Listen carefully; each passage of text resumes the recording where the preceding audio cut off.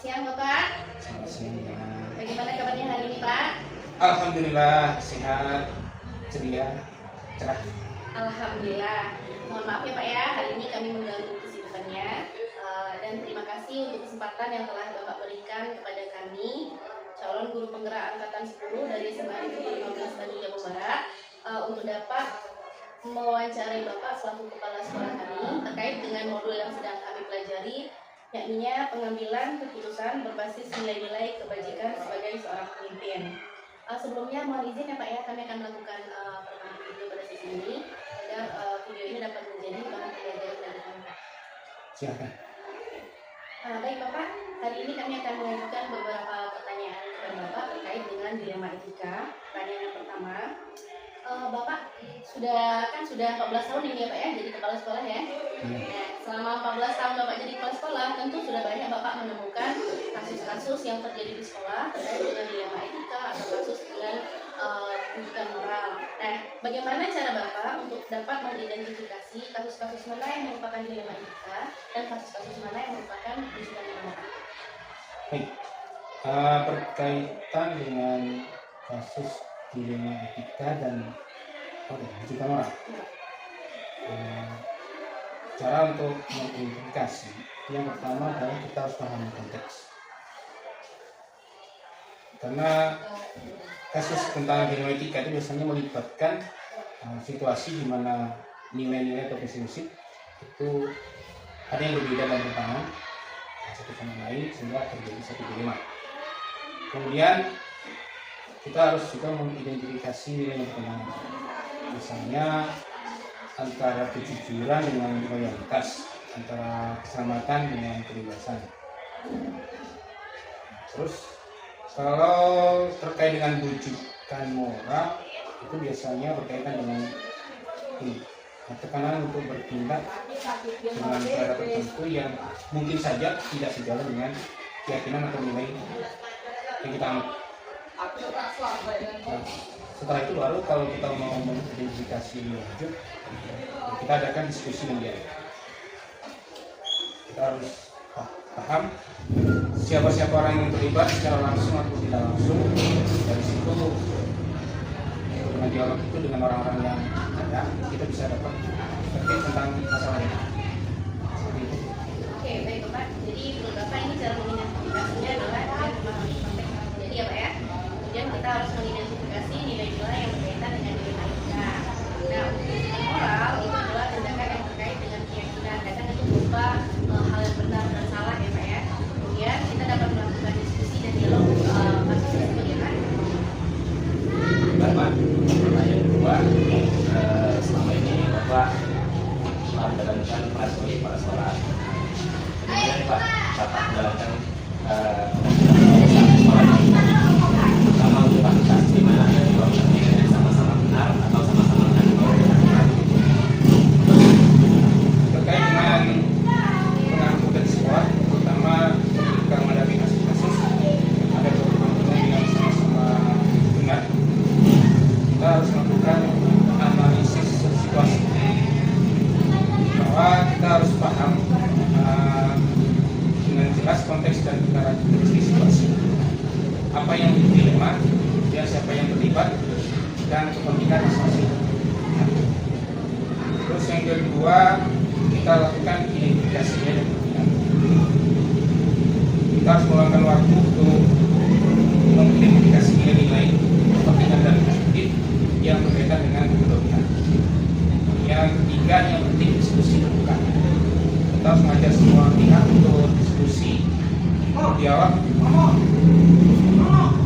untuk mendengarkan apa yang mereka rasakan dan mereka lihat. Terus kalau bisa setelah ada diskusi, ada dialog terkait dengan ada nilai-nilai yang sama tentang kemudian ada pertentangan, kita lakukan kompromi dan yang paling enggak apa yang sama di kedua belah pihak inilah yang harus kita sebutkan. Kemudian kita besar perbedaan. Terus yang terpenting adalah masing-masing harus menyadari bahwa keputusan apa yang kita ambil itu adalah berdasarkan visi dan visi sekolah. Dan yang terakhir, kita lakukan evaluasi ulang. Keputusan apapun yang kita ambil itu harus dievaluasi, apakah ini sudah sesuai, apakah mungkin ada hal lain yang lebih efektif dan lebih adil. Nah, berarti ada beberapa langkah yang Bapak ambil Pak ya, antara lain mengenai situasi, kemudian dengan identitas nilai-nilai yang terpentingkan, melakukan diskusi terbuka, melakukan kompromi dengan pihak terkait dan mengevaluasi keputusan yang Bapak ambil tadi. Untuk pertanyaan ketiga, Pak, langkah-langkah atau prosedur seperti apa yang biasa Bapak lakukan selama ini dalam menghadapi kasus dilema etika ini, Pak?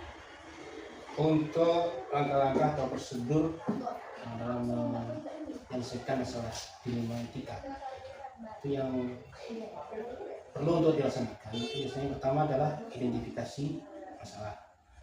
Jadi kita harus paham masalah yang kita hadapi itu apa, kemudian kita harus mengkonfirmasi ya, mengumpulkan informasi awal terkait dengan masalah yang dihadapi.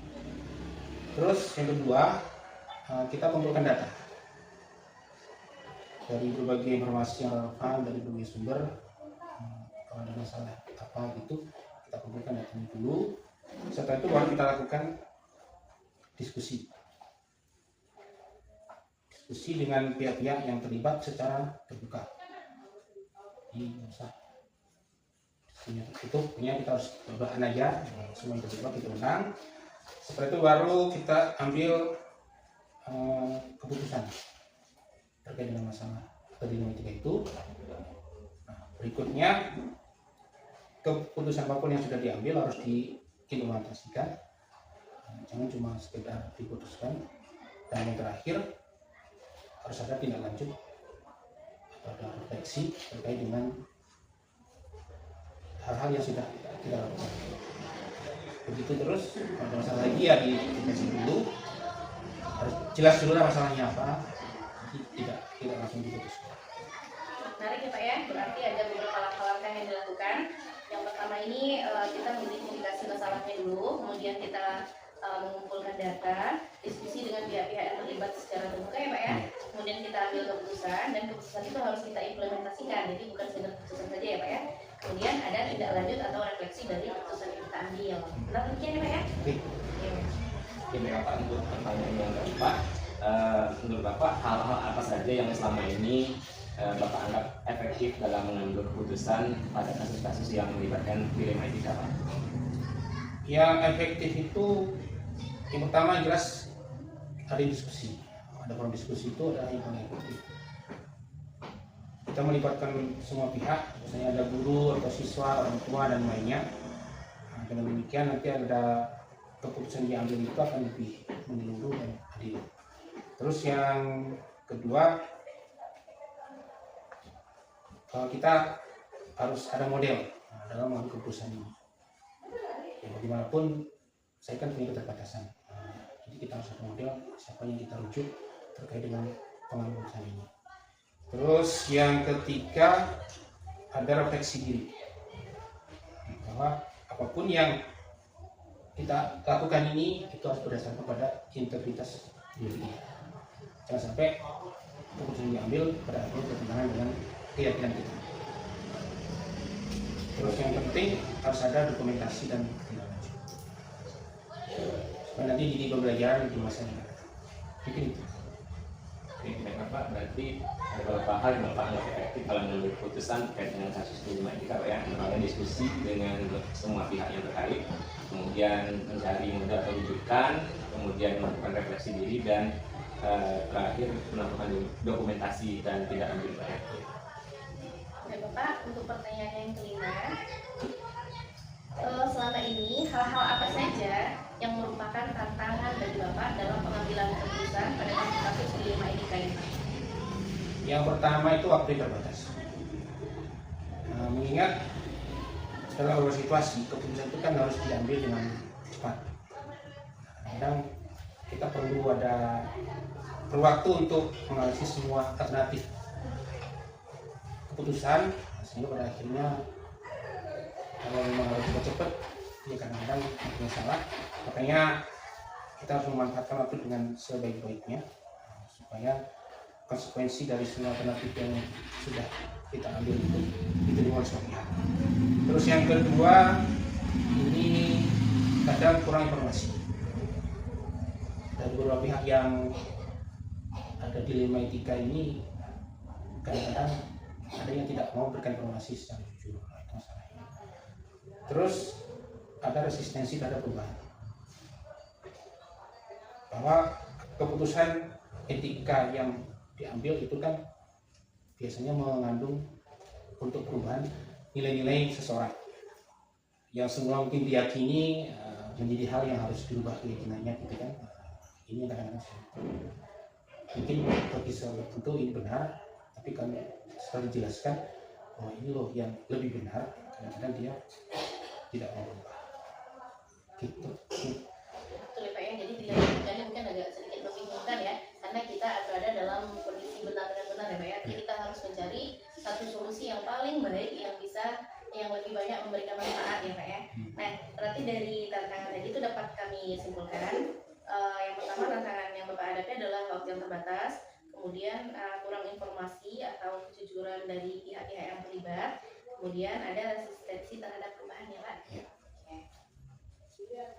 Bapak, untuk pertanyaan ke-6, apakah Bapak memiliki sebuah tata kelola atau jadwal tertentu dalam penyelesaian kasus dilema etika Pak? Atau apakah Bapak menyelesaikan di tempat atau memiliki jadwal untuk menyelesaikannya? Bentuk prosedur apa yang Bapak jalankan?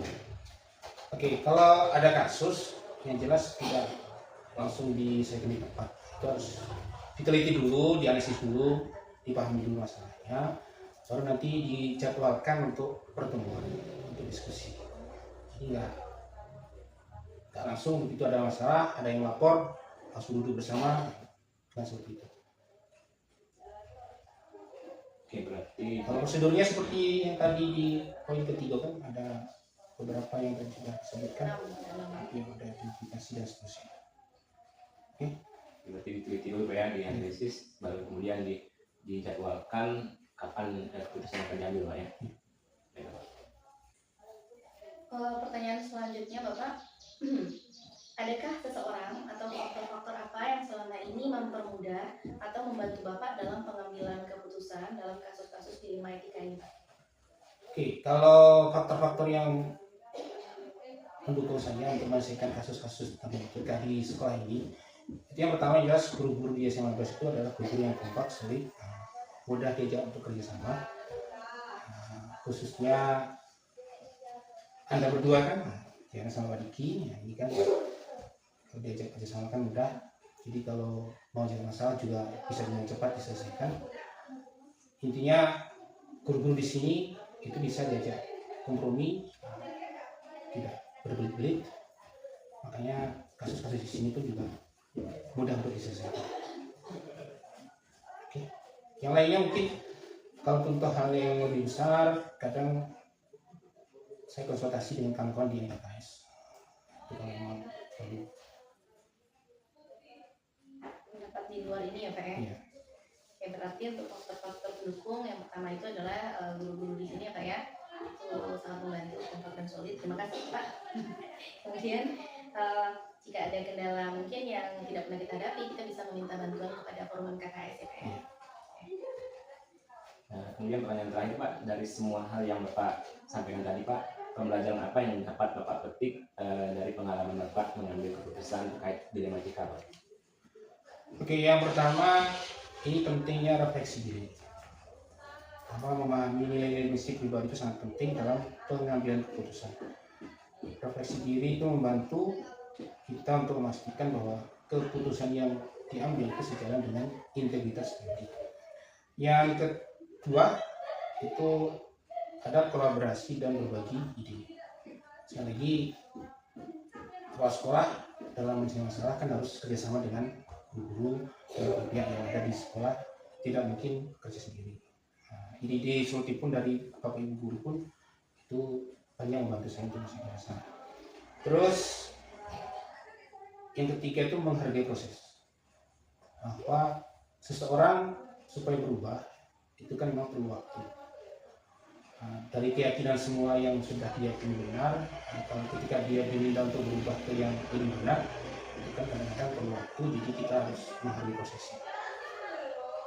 Terus yang terakhir itu belajar dari kesalahan. Bahwa ya kadang-kadang keputusan yang saya ambil itu tidak selalu benar, gitu kan. Ini harus selalu dianalisis bahwa direnungkan kembali terkait yang sudah diputuskan ini supaya nanti di masa yang akan datang tidak terjadi lagi. Begitu. Ya, baik Bapak, berarti ada beberapa hal yang pelajaran yang Bapak ambil dari pengalaman Bapak tersebut, antara lain refleksi, kemudian pentingnya kolaborasi dan berbagi, kemudian menghargai proses, dan terakhir belajar dari kesalahan ya Pak ya. Iya. Oke baik Bapak, terima kasih atas waktu dan kesediaan Bapak untuk berbagi pengalaman dan wawasan yang sangat berharga bagi kami berdua hari ini. Kami sangat terkesan dengan pemahaman Bapak mengenai D5 ITK dalam dunia pendidikan serta strategi yang Bapak gunakan dalam mengambil keputusan. Dan melalui wawancara ini kami mendapatkan pemahaman yang lebih mendalam mengenai kompleksitas peran kepala sekolah, dan kami akan berusaha untuk menerapkan ilmu yang kami peroleh ini sebagai guru penggerak. Oke, terima kasih kembali.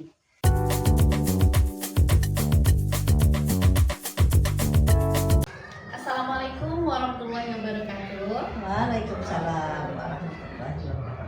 Selamat pagi Ibu. Selamat pagi. Gimana kabarnya hari ini Bu? Alhamdulillah baik. Alhamdulillah. Perkenalkan ya Bu ya, saya adalah Diana Leseli dan ini rekan saya. Kemudian Kami adalah calon guru penggerak angkatan 10 dari SMA Negeri 15 dari Jabumaran. Mohon maaf mengganggu kesibukannya pada pagi hari ya Bu ya. Dan terima kasih atas kesempatan yang telah Ibu berikan kepada kami berdua untuk melakukan wawancara dengan Ibu terkait dengan modul yang sedang kami pelajari saat ini tentang pengambilan keputusan berbasis nilai-nilai kebajikan seorang pemimpin. Sebelumnya mohon izin ya Bu ya, kami akan melakukan perekaman video dan nanti ini akan digunakan sebagai bahan referensi bagi kami. Ada beberapa pertanyaan yang akan kami ajukan kepada Ibu. Baik. Nah, untuk pertanyaan pertama, Ibu sudah jadi kepala sekolah berapa tahun ya Bu ya? 9 tahun. Sudah 9 tahun. Nah, selama 9 tahun Ibu menjadi kepala sekolah, tentu sudah banyak ya Bu ya bertemu dengan kasus-kasus yang terjadi di sekolah. Nah, bagaimana cara Ibu menentukan kasus mana yang masuk ke dalam kasus dilema etika dan kasus mana yang termasuk ke dalam rujukan moral? Kalau untuk mengidentifikasi kasus yang mana yang dilema etika dan juga mana yang rujukan moral, tentu ada kasusnya dulu. Kalau untuk rujukan moral agak lebih mudah mengidentifikasi dibandingkan dengan dilema etika. Harus ada kasusnya dulu, kemudian digali informasi dari orang-orang yang terlibat di kasus tersebut. Nah, setelah itu baru kita bisa menentukan, oh ini dilema etika, yang ini bukan. Oke, baik Bu ya, berarti untuk yang pertanyaan pertama ini, yang pertama itu kita harus tahu dulu kasusnya apa ya Bu ya.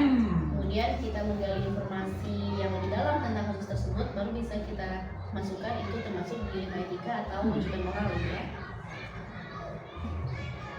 baiklah, pertanyaan kedua Bu ya, selama ini bagaimana Ibu menjalankan pengambilan keputusan di sekolah Ibu, terutama untuk kasus-kasus yang boleh dibilang ada dua kepentingan yang sama-sama benar nih Bu. Khusus untuk kasus yang dilema etika itu memang agak berat karena kedua belah pihak benar menurut porsinya. Saya biasanya menggunakan musyawarah dengan tim. Biasanya kita punya tim itu bisa wakil, bisa wali kelas, bisa orang tua murid, dengan musyawarah. Berarti selama ini Ibu menekankan cara dengan bermusyawarah untuk menyelesaikan kasus-kasus terutama terkait dengan dilema etika. Baik Ibu, pertanyaan yang ketiga. Apa langkah-langkah atau prosedur yang biasa Ibu lakukan selama ini dalam menghadapi kasus-kasus dilema etika ini? Yang pertama, kita kumpulkan informasi dari kedua belah pihak. agar keputusan itu tidak berat sebelah. Yang kedua, pertimbangkan dampak dari keputusan itu agar agar semua pihak yang terlibat itu tidak merasa tidak ada yang merasa dizolimi. Karena kalau dilema etika itu kan sama-sama benar. Ambil keputusan berdasarkan informasi dan musyawarah dengan tim tadi. Setelah itu buat rencana untuk melaksanakan keputusan. Gitu ya. Ini kayaknya langkahnya sudah sangat jelas sekali ya. Jadi yang pertama akan kita kumpulkan dulu informasi terkait kasus yang dihadapi ya Bu. Kemudian kita pertimbangkan dampak dari keputusan, benar seperti yang Ibu sampaikan tadi. Kalau dilema etika ini memang benar dengan benar. Jadi ini tetap nanti mungkin akan ada yang merasa agak tersakiti ya Bu ya. Tapi kita kan melihat dari mana manfaat yang lebih banyaknya. Kemudian setelah kita pertimbangkan dampak, kita ambil keputusan dan kita lakukan, kita buat rencana untuk melaksanakan keputusan tersebut. Oke, baiklah Bu, pertanyaan yang keempat ya. Untuk Ibu, hal-hal apa saja yang selama ini Ibu anggap efektif Ibu dalam pengambilan keputusan, terutama terkait kasus-kasus yang ada di dilema etika Ibu? Ya dengan bermusyawarah, karena isi kepala hasil pemikiran satu kepala itu lebih isi pemikiran orang banyak lebih bagus daripada pemikiran satu orang. Baru dengan pertimbangan hasil musyawarah itu baru kita putuskan apa yang terbaik. Berarti bermusyawarah gitu ya, yang paling efektif untuk menyelesaikan kasus-kasus dilema etika ya. Baik, pertanyaan kelima ya Bu. Hal-hal apa saja yang selama ini merupakan tantangan dalam pengambilan keputusan pada kasus-kasus dilema etika? Jadi tantangannya apa ini untuk kasus yang dihadapi? Seperti yang dikatakan tadi, dilema etika itu yang terlibat dalam kasus itu sama-sama benar. Jadi bagaimana tantangannya itu bagaimana keputusan itu tidak memberatkan satu pihak. Jadi bagaimana keputusan itu bisa memenuhi keinginan semua pihak yang terlibat dalam kasus itu dan diterima dengan baik. Nah itu yang susah, memutuskan itu ya. Kami setuju Bu ya. Jadi memang kalau kita benar dengan salah, kita lebih gampang. Ini salah nih, tahu kita mana yang benar akan melaksanakan. Tapi ketika benar dengan benar, memang harus sangat sulit bagi kita untuk mengambil keputusan yang adil ya Bu ya. Artinya keputusan itu bagaimana dapat diterima oleh semua orang tanpa ada yang merasa tersakiti. Betul. Oke, pertanyaan berikutnya Bu ya. Apakah Ibu memiliki sebuah tata kelola atau tips nih Bu, atau kiat atau jadwal tertentu untuk menyelesaikan kasus-kasus dilema etika Bu? Apakah Ibu langsung menyelesaikannya di tempat atau Ibu memiliki jadwal tertentu atau untuk menyelesaikan kasus tersebut Bu? Bentuknya seperti apa Bu? Kalau biasanya semakin cepat kasus itu terselesaikan semakin baik. Karena jika kasus itu berlarut-larut akan makin banyak pendapat-pendapat dari luar yang akan mempengaruhi keputusan, baik yang ngompor-ngompori maksudnya. Dari pihak yang berkasus. Jadi sebaiknya ada kasus langsung selesaikan. Segera. Iya. Berarti dalam menghadapi kasus dilema etika, Ibu punya prinsip semakin cepat semakin baik. Iya. Jadi selesaikan Bu ya. Iya. Yang ketujuh ya Bu, adakah seseorang atau faktor-faktor apa yang selama ini mempermudah atau membantu Ibu dalam mengambil keputusan dalam kasus-kasus dilema etika ini? Kalau orang yang membantu ya kawan-kawan di sekolah, tim tadi, entah guru piket, biasanya kan guru piket yang tahu masalahnya karena dia yang bertugas piket di sekolah pada saat itu. Apakah wali kelas, wakil, pokoknya yang dituakan di sekolah ini ikut terlibat dalam pengambilan keputusan semua pihak. Baik Ibu ya, berarti kalau untuk pertanyaan yang tujuh ini orang-orang yang membantu itu berarti kekompakan semua guru di sekolah ya Bu ya, jadi semua pihak di sekolah itu terlibat dalam penyelesaian kasus, karena memang kadang-kadang seperti yang Ibu sampaikan tadi ya, ada musyawarah, maka akan lebih baik hasilnya daripada kita mengambil keputusan itu sendiri, karena kita bisa melihat sudut pandang orang yang berbeda Ya, ya. hadapi dengan kepala. Iya betul. Oke, Ibu, pertanyaan terakhir Ibu, dari semua Ibu sampai tadi Ibu, apa sih pembelajaran yang Ibu petik dari pengalaman Ibu selama ini dalam mengambil keputusan yang terkait kasus terima etika? Segala sesuatunya selesaikan dengan musyawarah. Ambil keputusan dengan pertimbangan sematang mungkin.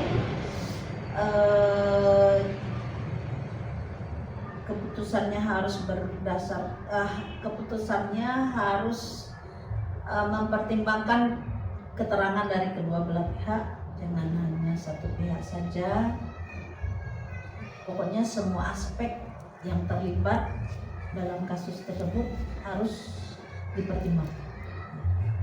Baik Bu, nanti segala sesuatunya butuh musyawarah Bu ya. Ya. Itu pembelajaran yang Ibu petik, kemudian semua pihak harus terlibat dalam membuat keputusan tadi Bu ya. Baiklah Bu, terima kasih atas waktu dan kesediaan Ibu untuk berbagi pengalaman dan wawasan yang sangat berharga sekali bagi kami berdua Bu. Kami sangat terkesan dengan pemahaman Ibu terkait kasus atau dilema etika dalam pendidikan, serta strategi yang Ibu terapkan untuk menghadapi kasus-kasus tersebut Bu.